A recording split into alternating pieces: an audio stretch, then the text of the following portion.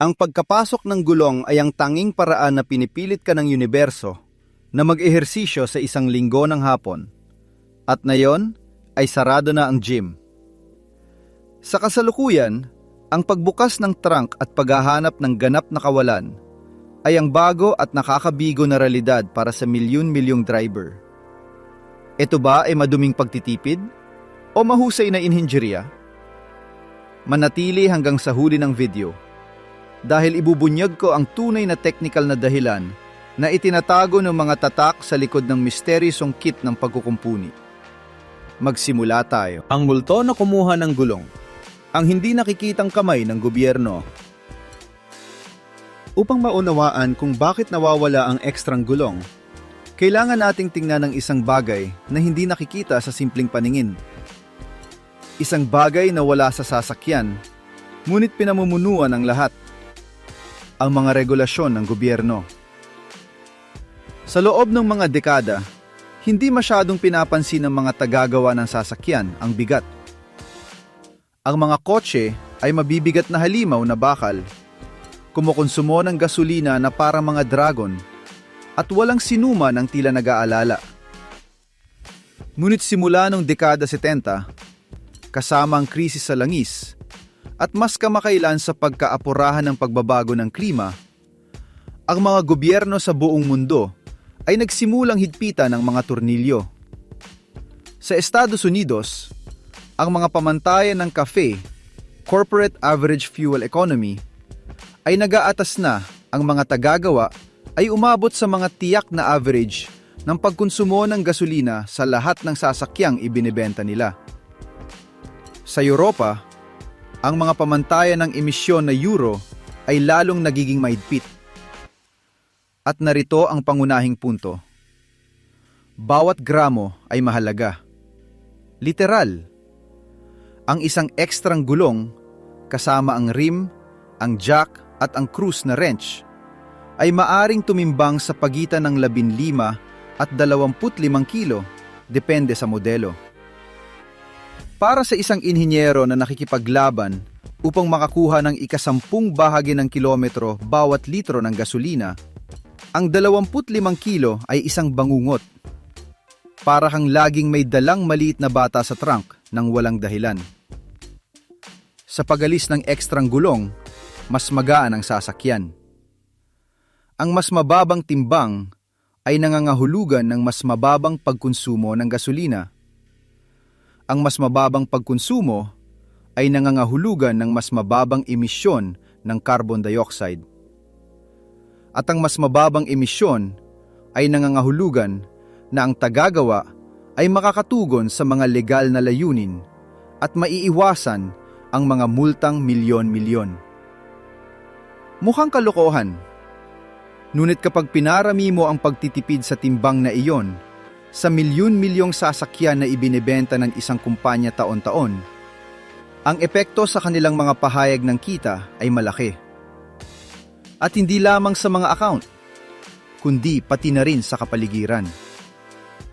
Ito ay isang tahimik na tagumpay, ngunit may kapalit.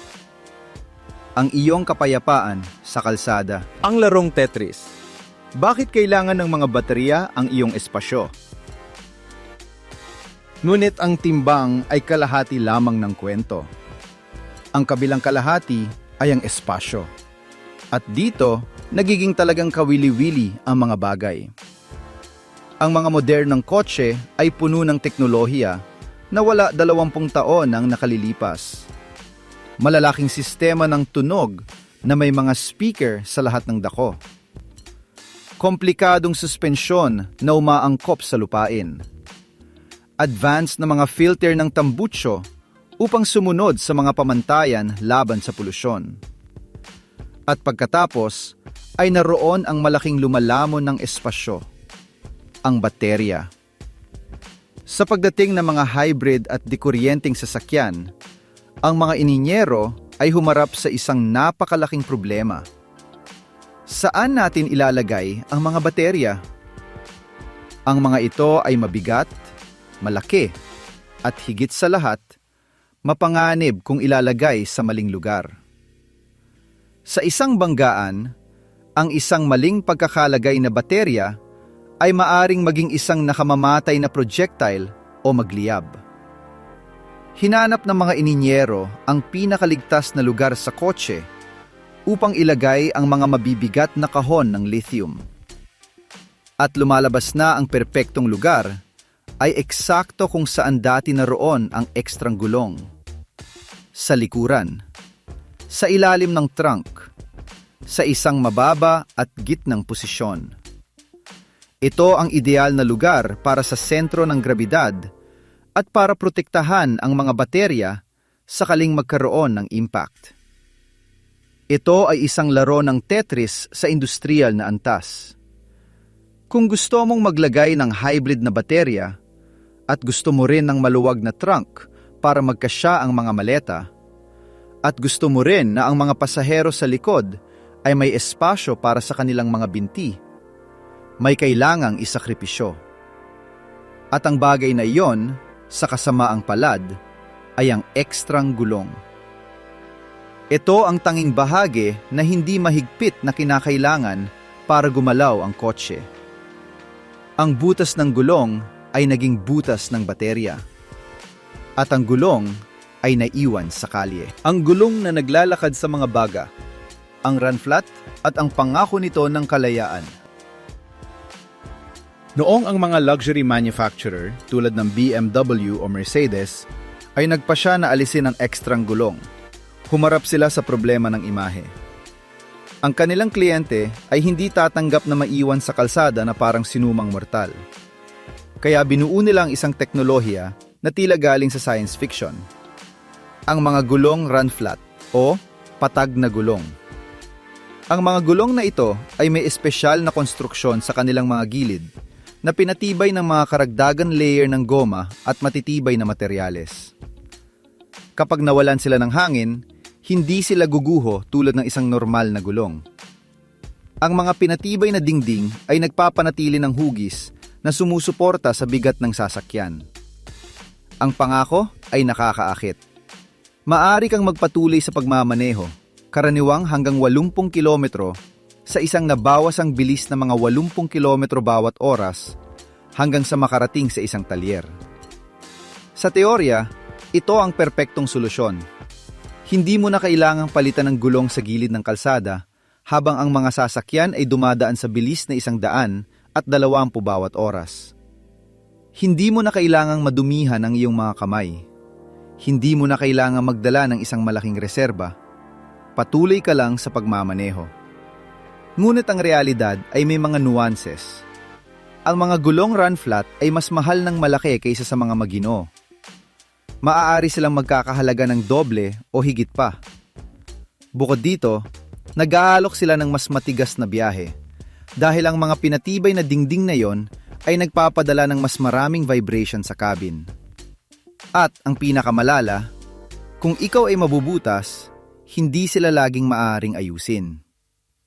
Maraming tagagawa ang nagre-rekomenda na palitan ng mga ito kahit na maliit lang ang pinsala.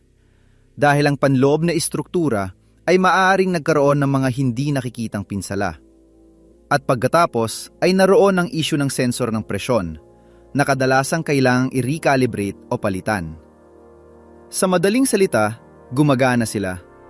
Ngunit sa mataas na presyo at may mga limitasyon. Ang mahiwagang kit na halos hindi gumagana, ang sealant at ang compressor. Para sa karamihan ng mga maginoong kotse, ang solusyon na inaalok ng mga tagagawa ay mas katamtaman at, maging tapat tayo, mas nakakadismaya. Ito ang kinatatakutang kit ng pagkukumpuni ng gulong. Isang bote ng plastik na may malapot at malagkit na likido at isang maliit na electric compressor na isinasaksak sa lighter ng kotse. Ang ideya ay maganda. Pakinggan sa brochure ng benta. Ikinakabit mo ang compressor sa bote, ang bote sa gulong, binubuksan mo ang makina, at ang likido ay ini-inject sa loob ng gulong habang pinupuno ito ng kompresor. Ang sealant, habang umiikot ang gulong, ay kumakalat sa loob at tinatakpan ng butas mula sa loob. Sa teorya, maaari kang magpatuloy sa pagmamaneho. Bagaman sa nabawasang bilis, hanggang sa isang talyer. Ang problema? Gumagana lamang ito sa mga napaka-espesipikong kaso. Kung ang butas ay isang maliit na pako sa thread, maaring gumana ito. Ngunit kung ang gulong ay may hiwa sa gilid, kung ikaw ay sumabog laban sa isang bangketa, kung ang butas ay mas malaki kaysa sa ilang milimetro, ang sealant ay walang silbi. Bubuhos ito sa hiwa nang hindi tinatakpan ito. At ngayon, meron kang isang gulong na puno ng hindi magagamit na pandikit at isang talyer na titingin sa iyo ng may hindi magandang muka dahil ang paglilinis ng dumi na yon mula sa mga gulong ay isang bangungot. Bukod dito, ang kit ay hindi gumagana kung ang meron ka ay isang kumpletong pagsabog. At hindi ito gumagana kung ang butas ay nasa gilid. At kapag nagamit na, ang gulong ay kadalasang kailangang palitan dahil dinudumihan ng sealant ang mga sensor ng presyon at ayaw ng mga mekaniko na makialam dito. Ito ay, sa maraming kaso, isang solusyon sa emerhensya na gumagana lamang para sa napakaliit na mga emerhensya. Para sa lahat na iba pa, naroon ang telepono ng tow truck. Ang negosyo ng pagtitipid. Bakit nakangiti ang mga tagagawa sa bangko? Hindi tayo dapat maging walang muwang. Sa likod ng pagkawala na ito ay mayroon ding isang purong pang-ekonomiyang dahilan. At ito ay isa sa mga dahilan kung bakit nakangiti ang mga opisyal na pinansyal. Ang isang kumpletong ekstrang gulong, kasama ang gulong nito, ang bakal o aluminum na rim, ang jack, ang cruise na wrench, at ang mga foam para hawakan ang lahat ay nagkakahalaga ng pera. Ang isang tagagawa ay maaaring makatipid sa pagitan ng 100 at 200 euro para sa bawat kotse na hindi kasama ang kagamitang ito. Mukhang maliit na halaga. Ngunit kapag ang isang kumpanya ay nagbebenta ng 2 milyong kotse sa isang taon, pinag-uusapan natin ang tungkol sa mga pagtitipid na daan-daang bilyong euro. Purong kita. Bukod dito, sa pag-alis ng reserba, naglalabas sila ng espasyo sa supply chain. Pinapadali ang logistika at binabawasan ang bigat na nakita na natin na nakakatulong sa kanila sa mga emisyon. Ito ay isang win-win para sa kanila, isang tagumpay sa lahat ng larangan. Ang tahing natatalo ay ang driver na naiiwan sa isang linggo ng gabi sa isang pangalawang kalsada na walang signal. Bilang dagdag, ang ilang mga tagagawa ay nagsimula na ring ibenta ang kit ng pagkukumpuni bilang isang optional na extra o inaalok ang ekstrang gulong lamang sa mas mahal na mga bersyon. Kaya hindi lamang sila nakakatipid ng pera, kundi naniningil pa sila sa iyo kung gusto mo ito. Ang rurok ng ironya. Ang pagbabalik mula sa nakaraan, ang gulong ng emerhensya na hindi isang gulong. Mayroong intermediate na solusyon na pinagtibay ng ilang mga tagagawa, lalo na sa mga modelo kung saan ang espasyo ay medyo hindi ganong kritikal. Ang natitiklop na gulong ng emerhensya o temporary spare. Ito ay mas maliit at mas magaan kaysa sa isang normal na gulong, kung minsan na inflatable, at kumukuha ng mas kaunting espasyo. Ngunit meron itong mga limitasyon. Nagsisilbi lamang ito para sa maikling distansya. Hindi ito maaring gamitin sa higit sa 80 kilometro bawat oras. At nagbibigay ng kakaibang pagmamaneho dahil ito ay mas maliit kaysa sa 3 iba pa. Ito ay isang patch. Ngunit kahit papaano ay isang patch na nagpapahintulot sa iyo na makarating sa isang talyer nang hindi tumatawag ng tow truck.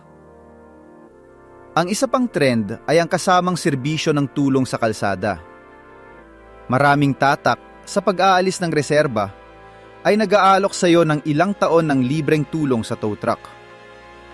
Ang ideya ay, kung ikaw ay mabubutas, tumawag ka, maghintay, at dadalhin ka nila. Ito ay komportable, oo. Ngunit paano Kung ikaw ay nasa isang lugar na walang signal? Paano kung madaling araw na at ang paghihintay ay 2 oras? Ang otonomiya ng driver ay nababawasan sa 0. Depende ka ng lubos sa isang panlabas na serbisyo. Kaya sa susunod na, itataas mo ang alpombra ng trunk ng iyong bagong kotse at makita mo ang walang laman na espasyo, ang maliit na bote ng plastik at ang mahinang kompresor. Alam mo na ang nangyari. Hindi ito pagkakamali. Ito ay resulta ng isang komplikadong equation kung saan nakikilahok ang mga regulasyon ng gobyerno, inhinyeriya ng baterya, pagtitipid sa gasolina, panloob na espasyo, at syempre, ang mga benepisyo ng mga kumpanya. Ang iyong ekstrang gulong ay naging biktima ng pag-unlad. Isinakripisyo nila ito sa altar ng kahusayan at elektripikasyon. At malamang na hindi na ito babalik. Ang hinaharap ay mas magaan na mga kotse, mas mahusay, na may malalaking baterya at, oo, wala ang mabigat at malaking reserba na kumukuha ng espasyo na kailangan na ngayon para sa ibang mga bagay. Ano ang ibig sabihin nito para sa iyo ang driver? Nangangahulugan ito na kailangan mong maging handa. Kung bibili ka ng bagong kotse, bago umalis sa dealer, buksan ang trunk at tingnan kung ano ang nasa ilalim. Kung walang gulong, tanungin kung anong mga opsyon ang mayroon ka. Maaari kang bumili ng ekstrang gulong ng hiwalay kung inaalok ito ng tagagawa. Maaari kang kumuha ng impormasyon tungkol sa mga limitasyon ng kit ng pagkukumpune. At higit sa lahat, tiyakin na ang iyong insurance ay may tulong sa kalsada at na lagi mong dala ang iyong telepono na may charge. Dahil sa huli, ang pagkawala ng ekstrang gulong ay isang simbolo ng ating panahon. Nananalo tayo sa kahusayan, sa teknolohiya, sa espasyo para sa mga baterya at trunk. Ngunit nawawalan tayo ng kaunti sa autosupisyensya na meron tayo noon. Ang kakayahang lutasin ang isang problema gamit ang ating sariling mga kamay sa gilid ng kalsada. Ang pag-unlad ay laging may kapalit. At kung minsan, ang presyong iyon ay 1 linggo ng gabi na naghihintay ng tow truck sa ilalim ng ulan.